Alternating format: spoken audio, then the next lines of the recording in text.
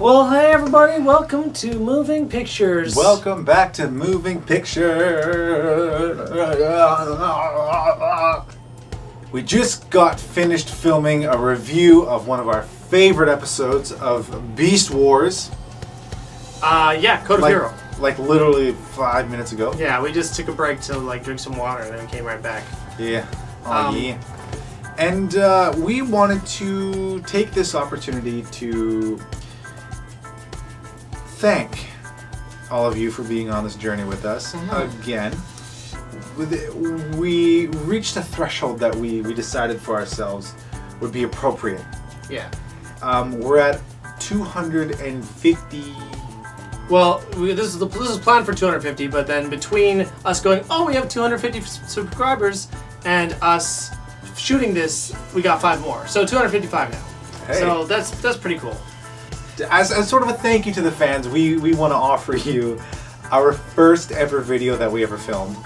It's a review of Aladdin. Yeah, what happened was we were just brainstorming over what this channel could be. Oh my god. And this was ages ago now, 2014. 2014. Oh, 4 years.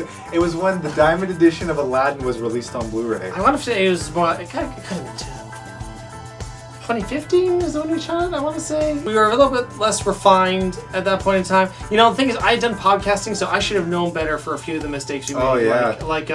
We decided we were just gonna eat chips while reviewing, and then so that way it gave us something to do. Yeah. While reacting, and we thought it was the greatest idea ever. Well, I mean, the thing is, in the back of my mind, I'm like, I don't think this is a good idea. But then I'm like, it'll be fine. This isn't a podcast. The microphone's not right here. It's over there. But it wasn't fine. It was actually a big obstacle. It was really unappealing. Oh my god. We didn't have a set. We didn't even have the bare bones of a set. Like it was a living room. It was just his living room. Yeah. It was a proving ground, I guess, for the editing room. It was. And so it was this sort of, we watched it, and it was kind of this hot mess. And I love it though. I look back at it and I'm like, you know what?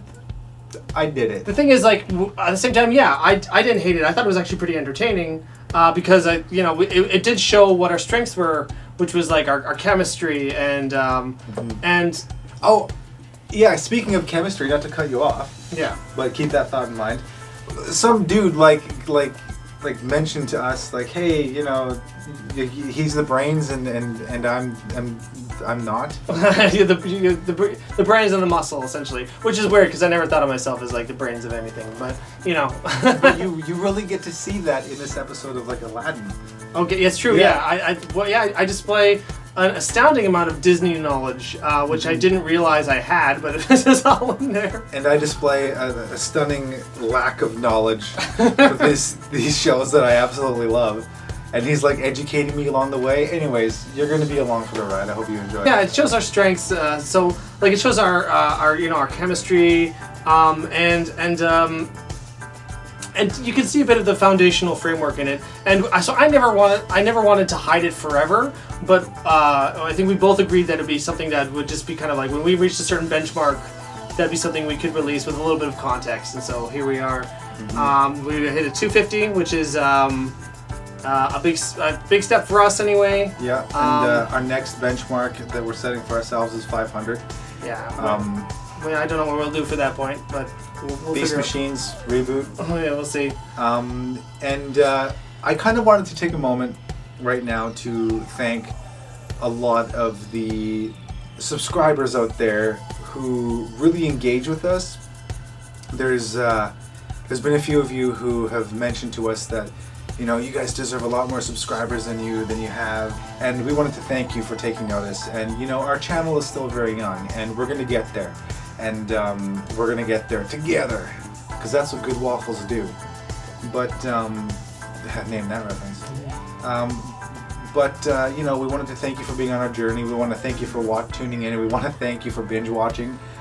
You know who you are. Honestly, when I see that people have been binge watched from the beginning to where we are right now in Beast Wars Wednesday, I genuinely enjoy it. It actually fills me with pride to see people engage with work that we did like a year ago. or a year plus ago. That's where we're at now. Is it's pretty cool. It's pretty cool. So thanks everybody. Thanks for tuning in. Thanks for telling your mom, by the way. Yeah, we got a few moms going like that Paul. So enjoy our review on 1992's Aladdin. Released in 2000 and something.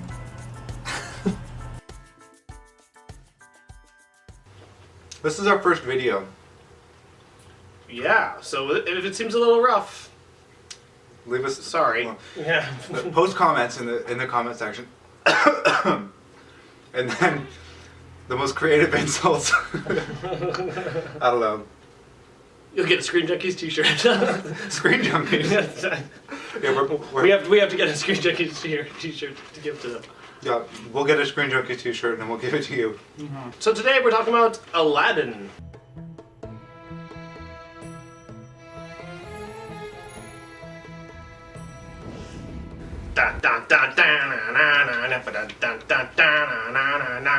I'm in the mood to help you, dude. You never had a friend like me. Yeah. It is a film. So, Aladdin is the third movie in the Disney Renaissance of the early 90s. First one was Little Wait, Mermaid. Renaissance? Why would you say Renaissance? Well, that's what the era is referred to as. It's the Disney Renaissance. It's sort of the second coming of like really quality Disney films. Because in the late 80s, there was this Like Beauty and the Beast. No. In the late 80s, there was this Sleeping Beauty. No, Sleeping Beauty was way back when. That was like 50s. Oh, was it? No, like in the 80s, the Disney films were not particularly well liked, and Pinocchio. Pinocchio was like 30s, man. Oh, really? Yeah, that was like the second one. That was the second animated film. You probably.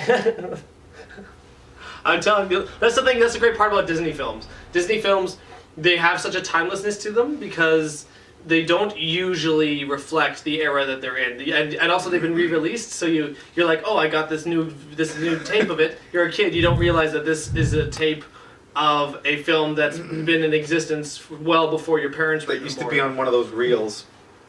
Yeah, man. It's like, this is in my day, we didn't have fancy VHS.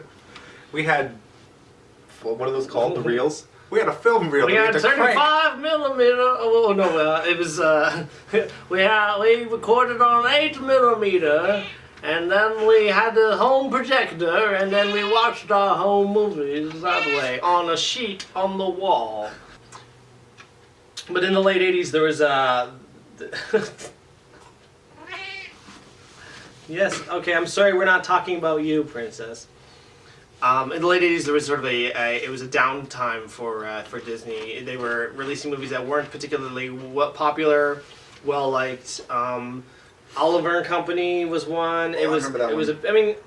I watched it and I was actually surprisingly unimpressed. The 101 Dalmatians, I think, was one of them too.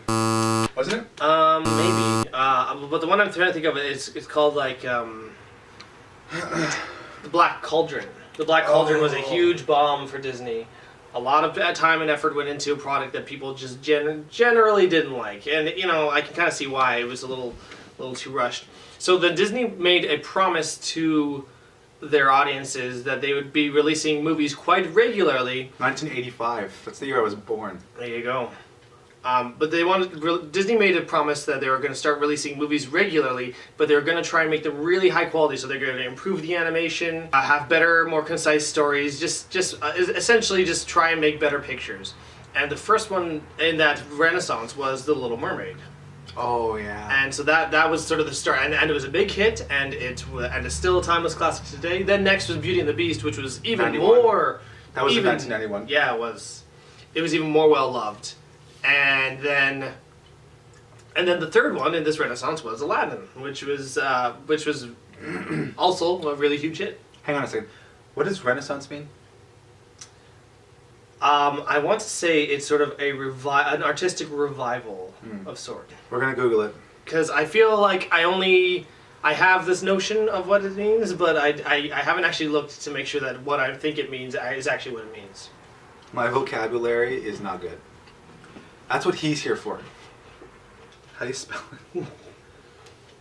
Renaissance. Whoa.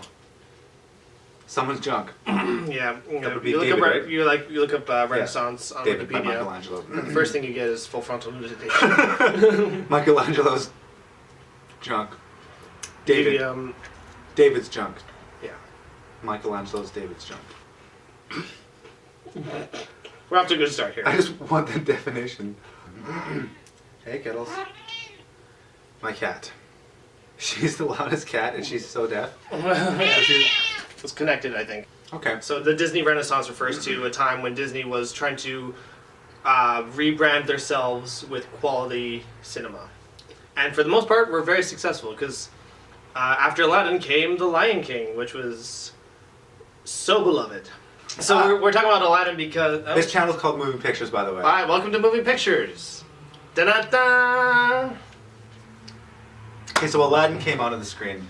We're talking about it today because it is the 25th anniversary of the film. It just came out on the Blu-ray again. Diamond Edition. That's weird for me.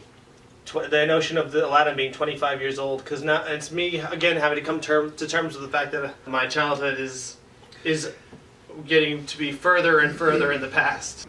Wait a minute, it's not 25 years old. Because it came out in 92. 91. No, Beauty and the Beast was 91. Aladdin was 92. No. Boom! 92. Told you. Yeah.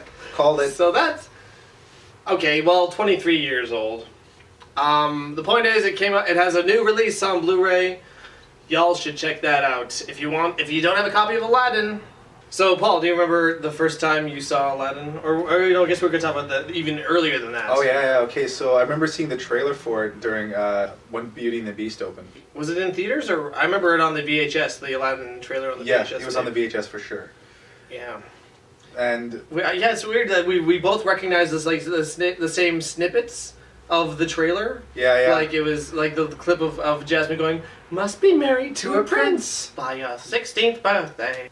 What was the other part? This is not done yet, boy! Yeah, Yeah. Yeah, which means, like, we must have watched that trailer tons and tons and tons of times. Yeah. Although, like, I was one of those kids that, like, I remembered, like, movie dialogue really quickly. Yeah. I still watched everything to death. Aladdin was one of those films that I watched to death. Bring me the lamp.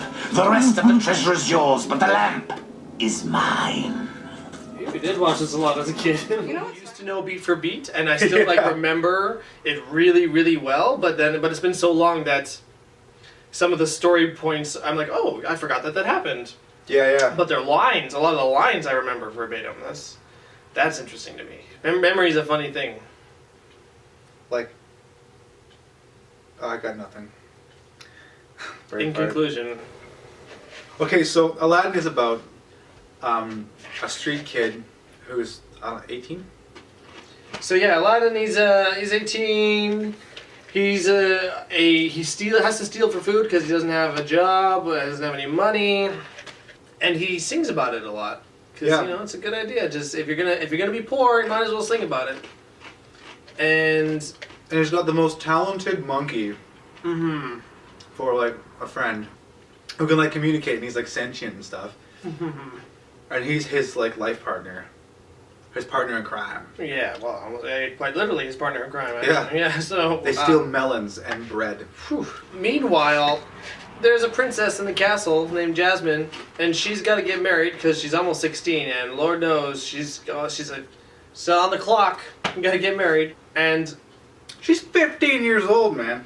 That's it's so weird because when I was a kid, like the notion of her being 16 was like, oh yeah, well she's basically old enough to make adult decisions. Yeah. Yeah, that's fine. I get it. Nowadays, it's like listen to your parents. Hey, maybe your father wants what's best for you. You ever think about that? I mean, I don't agree with being told to marry someone for the sake of being married. But like straight up, like, well, I mean, just listen to your parents. Like, at least you don't run away from home. In wherever, I guess they're in Arabia. I mean, it's common practice for arranged marriages. Like that's not a strange especially thing. if you're royalty, right? Oh yeah. Wait. Jafar's a pedo? What? Pedo? How do you say that? Pedo. Yeah. Or pedo? Well, not technically. Do you want me to get into like? Well, he gets into like sorcerer mode, right? So he doesn't need to marry the princess anymore. That was all part of the plan, right? Marry the princess, you become the sultan. He's like, yeah, that's a good idea. He's the most powerful sorcerer in the world. And he's got the genie, and he's already been made the sultan. No one can stand up to him except for Aladdin. And yet he's all like, a beautiful desert bloom such as yourself shall be on the arm of the most powerful man on earth, as he's spitting apple in her face. It's like, dude, just let her go. Go find someone your own age. At this point, there's no point in... She's 15, man. She's already sultan. She's not even 16 yet. But you know what? Different time. He changes her clothing, too. It's like, give her a shirt. For a little while, Jafar becomes like the Jabba the Hutt. Yeah. And just like has his own little palace and his own entertainment group and his own slave Leia. So would Iago then be... Iago's that little dude who's like... yeah, basically. He gets zapped by R2. Yeah, Salacious Crumb. Salacious Crumb. That Crumb is salacious. Exactly. I hated him so bad. He gets blowed up. He dead. He dead, boy. Thank God. I hated him so much. Oh, I hated him in... he was hard to kill in Super Star Wars in the Super Nintendo game. He could take a lot of lightsaber slashes. Fucker. Holy cow. Speaking of Super Nintendo, the Aladdin video game for Super Nintendo. I actually played that for Sega Genesis and for Super Nintendo. I actually liked the Super Nintendo version better. Aladdin ends up getting a lamp. He gets recruited by... Who turns out to be Jafar, a crazy old man. Who turns out to be Jafar to get the magic lamp. But Jafar's plan kind of unravels because Abu steals the lamp and then Aladdin gets a hold of it and meets a genie, played by the legendary and talented Robin Williams. The genie the genie fulfills Aladdin's wish, turns him into a prince so that he can be a candidate for Princess Jasmine's husband. Okay, so Aladdin then goes to the palace and meets with Princess Jasmine, who hates him. Oh yeah, Princess Jasmine, she's a little bit like Beyonce in that she's a very, very independent woman, very strong-willed, and doesn't want to settle for doesn't want to have to settle for her man. She really wants someone of premium character, even if they're poor street rats. But as far as she's concerned, so far as she knows, the Aladdin that she met in the marketplace is dead. Yeah, death by beheading. By beheading, because Jafar's a big old liar. So yeah, Jasmine doesn't like Aladdin, or as she calls him, Prince Ali, because she doesn't realize that it's Aladdin because he only looks the exact same as wearing a different hat. Yeah. Yeah, but it's a very big hat. In her defense, there's a feather on that hat. It's a very distracting feather. It kind of takes the focus away from his eyes, so you can't really gaze. His voice, his height. Yeah, smell probably. Yeah. Yeah. It's the apple. The apple gives it away. Yeah, she's like, wait a minute. I know you look. Not only do you look exactly like this guy I met earlier, like a few days ago. He even says that. Do you trust me? Yeah. See, but you also roll an apple off your shoulder, just like him. I think something's up. Yeah. She's not wrong. Yeah. Oh yeah. Something was up.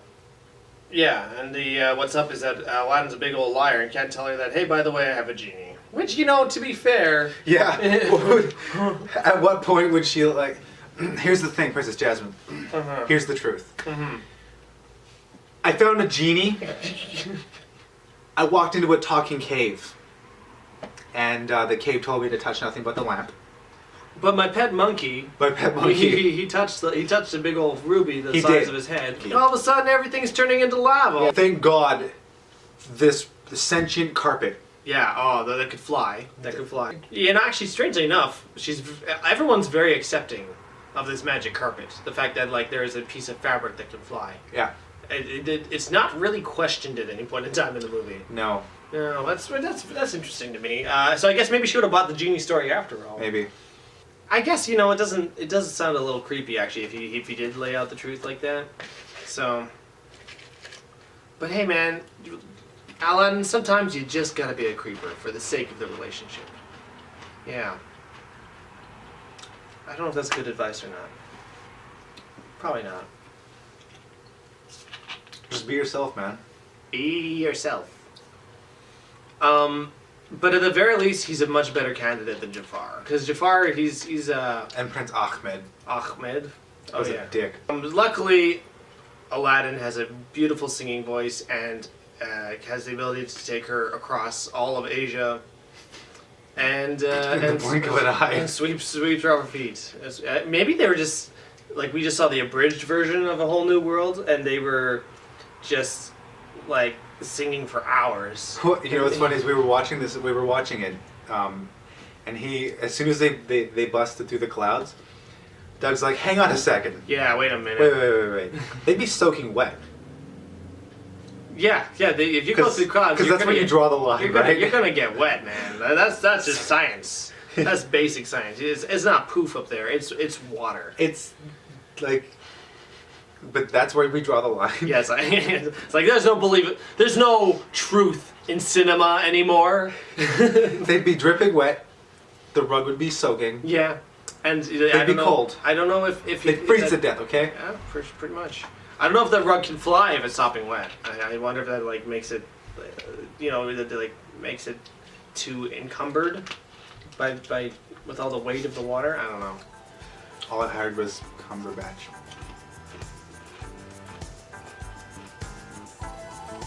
Not gonna lie, I got a boy crush.